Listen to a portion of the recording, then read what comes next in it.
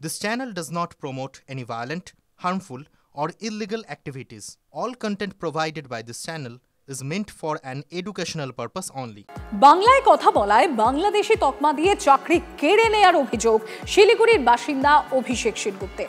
অভিষেকের বাড়িতে গেলেন মেয়র গৌতম দেব আর অভিষেকের দাবি গত এক মাস ধরে তার উপর মানসিক নির্যাতন চলছিল। অফিসে তাকে হিন্দি বলতেও চাপ দেওয়া হয়। বলা হয় অফিসে বাংলায় কথা বলা যাবে না। প্রতিবাদ করায় তাকে বাংলাদেশি তকমা দিয়ে চাকরি থেকে ছাঁটাই করে দেওয়া হয়। বিষয়টি নিয়ে মুখ খুলতে চায়নি অফিস কর্তৃপক্ষ। বাংলায় কথা বলায় বাংলাদেশি তকমা দিয়ে চাকরি কেড়ে নেওয়ার অভিযোগ শিলিগুড়ির বাসিন্দা অভিষেক সেনগুপ্তের। অভিষেকের বাড়িতে গেলেন মেয়র গৌতম দেব এবং অভিষেকের তরফ থেকে যেটা দাবি করা হচ্ছে গত এক মাস ধরে তার উপর মানসিক নির্যাতন চলছিল। অফিসে তাকে হিন্দি বলতেও চাপ দেওয়া হয়। প্রসেনজিৎ আমার সহকর্মী রয়েছেন আমার সঙ্গে। প্রসেনজিৎ, এ তো গুরুতর অভিযোগ, ঠিক কি ঘটেছে, কি অভিযোগ রয়েছে? দেখো, কিছুদিন ধরেই লাগাতার মুখ্যমন্ত্রী বলছেন বিভিন্ন রাজ্যে গিয়ে বাঙালিরা নানাভাবে এই ধরনের ঘটনার শিকার হচ্ছেন, কিন্তু এই বাংলাতেও একই ধরনের ঘটনা ঘটছে। শিলিগুড়িতে অভিষেকের যেটা অভিযোগ, তার যে সংস্থা, সেই সংস্থায় ধর্মীয় বিভাজন, সংখ্যালঘুদের প্রতি বিদ্বেষ এবং একই সঙ্গে শুধুমাত্র হিন্দি বলতে হবে।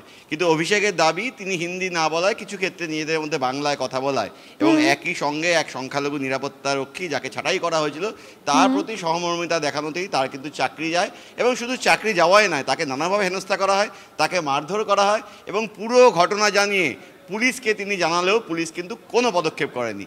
গতকাল TV9 বাংলায় খবর প্রচারিত হতেই তারপর কিন্তু পুলিশ তৎপর হয়।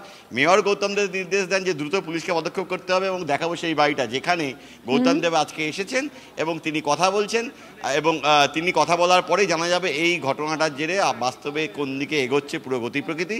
আমি একবার বাড়িটা দেখাবো, এই সেই বাড়ি। এই বাড়িতে ভাড়া থাকেন অভিষেক। এবার দীপান যদি একটু এগিয়ে গিয়ে দেখাতে পারে যে ঘরে মেয়র এবং অভিষেক রয়েছেন, সেই ঘরে কথাবার্তা চলছে। পুলিশ এসেছে সকাল থেকে, কিন্তু এলাকায় পুলিশ দাঁড়িয়ে ছিল। আজকে একটু আগে আমরা দেখতে পাই যে পুলিশ এসে যে অভিষেকবাবু, সেই অভিষেকবাবুর সঙ্গে কথা বলছে। তোমরা ছবিতেও দেখতে পাচ্ছ, গেটের বাইরে পুলিশ রয়েছে।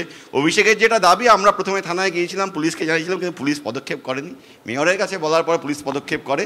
যেখানে রাজ্যের মুখ্যমন্ত্রী বারবার করে বলছেন বাংলা এবং বাঙালিদের ভিন রাজ্যে গিয়ে এই ধরনের যে নাজেহাল হতে হচ্ছে, নানান ধরনের ঘটনা ঘটছে, তা মানা হবে না। অথচ বাংলার বুকেই সেই পরিস্থিতি। শিলিগুড়ির ঘটনা আমি এবার সরাসরি ছবিটা দেখাচ্ছি লাইভে, যেখানে গৌতম দেব অভিষেক বাবুর সঙ্গে কথা বলছেন। পুরো বিষয়টা জেনে নেওয়ার চেষ্টা করছেন তিনি এবং তারপর দেখার প্রশাসন কি পদক্ষেপ নেয়। একেবারে সেই ছবি লাইভ এন্ড এক্সক্লুসিভ আপনারা দেখতে পাচ্ছেন TV9 বাংলায়। এই অভিষেক সেনগুপ্ত বাংলা বলার অপরাধে যার সেখানে চাকরি থেকে ছাঁটাই করা হয়েছে বলে অভিযোগ করছেন তিনি, ইতিমধ্যেই তার বাড়িতে গিয়ে পৌঁছেছেন মেয়র গৌতম দেব এবং কথা বলছেন অভিষেকের সঙ্গে। ঠিক কি অভিযোগ করা হচ্ছে একবার শোনাই আপনাদের। ব্লু কলার যে জব করে তাদেরকে আপনি বাথরুমটা ইউজ করতে দেবেন না, ওরা করে না। যেখানে হোক করে ওদের খাওয়ার জায়গা দেবেন না, ওরা যেখানে পায় সিঁড়ির তলায় বা যে কোনো একটা জায়গায় ওরা খেয়ে নেয়। এই কথা বলার সঙ্গে সঙ্গে উনি ভায়োলেন্ট হয়ে গেলেন। মুখে বললো যে আপনার সঙ্গে কাজ করা যাবে না, আপনি হচ্ছেন সংখ্যালঘু সম্প্রদায়ের, ওই পার্টিকুলার সংখ্যালঘু সম্প্রদায়ের ঘেঁষা লোক। এর জন্য আমার ডাউট হচ্ছে আপনি হচ্ছে বাংলাদেশি। ফের গুলি চলল টিটাগড়ের রাস্তা। আগ্নেয়াস্ত্র হাতে তাণ্ডব BN বোস হাসপাতালের সামনে শূন্যে গুলি 3 যুবকের। তাড়া করে 3 যুবককে গ্রেফতার টিটাগড় থানার পুলিশের। অভিযুক্ত 3 যুবক খড়দার বাসিন্দা। কি কারণে এরা গুলি চালালো বা পিস্তল কোথা থেকে এলো তদন্ত করে দেখছে পুলিশ। ধৃতদের থেকে উদ্ধার একটি 7mm পিস্তল ও 2 রাউন্ড কার্তুজ। বাজেয়াপ্ত একটা স্করপিও গাড়ি। এই গাড়িতে করেই যাওয়ার সময় গুলি ছোড়ে ওই 3 যুবক।